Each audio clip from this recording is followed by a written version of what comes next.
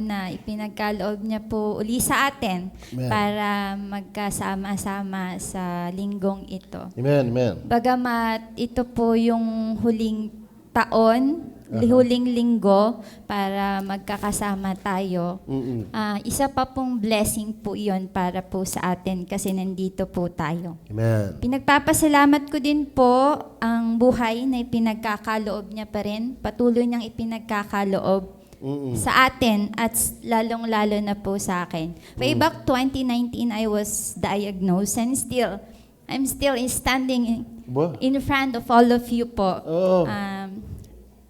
Testimony na biyaya po at good po ang God Amen. sa Amen. atin. So, pinagpapasalamat ko po yun kasi maraming taon ang dumaan but still standing healthy in front of all of you po.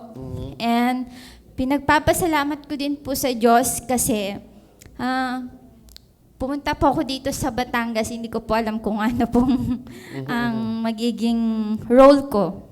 But thank you po kasi may mga taong ginamit siya. Wow. Bakit po ako nandito po ngayon sa harapan ninyo? At blessing po yon para sa akin. Amen. And of course po, pinagpapasalamat ko po ang business po namin. Until now, binibigyan niya po ng protection. Hindi naman po lingid po sa amin na marami pong mga pagsubok na dinadanas po ang ating industriya ngayon.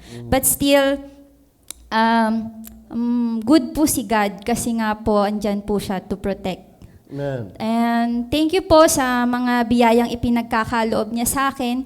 Naway patuloy niya po akong gamitin. Patuloy po akong gamitin ni God to share with other people. Amen. Sana po makapagpatuloy po ako. Sana po bigyan niya po ako palagi ng lakas to attend every Sunday. Wow. And of course po, sana po gamitin niya po ako. At sana po makapaglingkod po ako ng naaayon lang po sa ating Panginoon. Wow. Maraming salamat po at magandang umaga po sa inyong Praise the lahat. Lord. Amen.